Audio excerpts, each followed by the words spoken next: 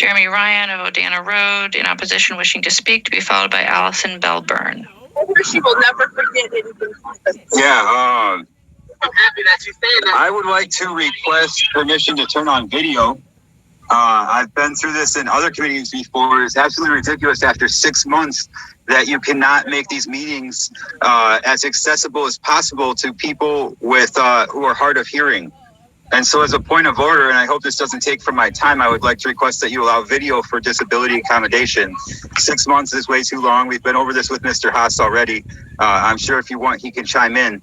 But you guys really should be allowing video. Jason Glozier, with disability rights, is trying to work on this issue as well. But I find it insulting that your committee, after the mayor had after the mayor's office was already aware of this, that they didn't just institute this policy automatically. So I would like to request that my video be turned on for disability accommodation. At this point, it is still our policy to not allow registrants to share their videos. Okay, so you do not want, so you don't want disabled people to be able to read lips? Mr. Ryan, if you'd like to comment, now's your chance. Okay, if you want to play that game, you can play that game. But it's not going to work out well for you. So now the mayor not only attacked Black people, she attacked the disabled people as well. So I'd like that noted. As far as the budget goes, this budget, the mayor's proposed budget is absolutely horrible, despite the public hearings being overwhelmingly for cutting the police budget. The mayor wants to increase the police budget, and I strongly urge that people do not back her on that. The police are just out of control in Madison, as is evidenced by so many incidents. And the community wants less police, not more police. And it's a given, it's a known fact that police don't respond to crimes.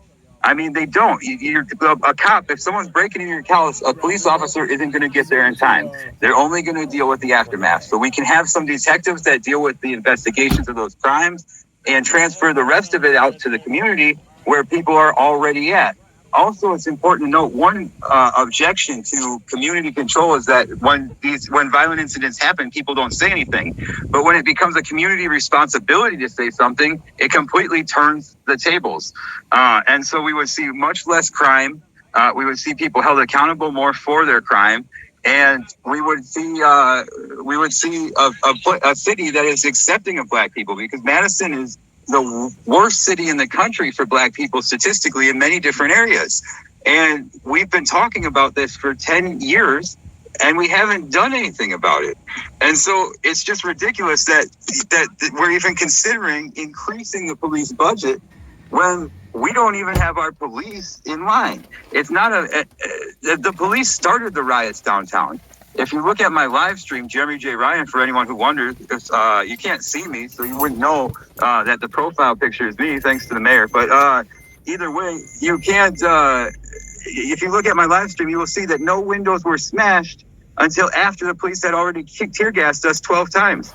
And we're not talking about that. We're not talking about police inciting riots by using tactics that psychologically are proven to incite riots. We don't have any grasp on our police department whatsoever. They're still sending the Black officers on overtime to the protests. How do you think those officers feel being made and used a token? It just exemplifies the structural racism in Madison. They're sending Black officers to the protest just because they're Black. That is inherently racist in and of itself.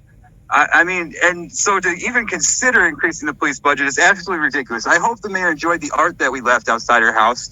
And, as one closing point, fuck the police and fuck you, cunt, Satya.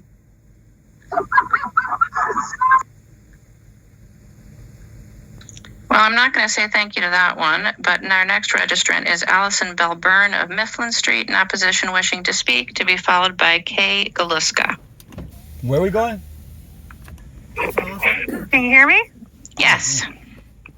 Okay, I will say thank you to that one, because thank you to all the people who have taken their time to participate in this process, despite the fact that we know that most people are not listening. I usually try to prepare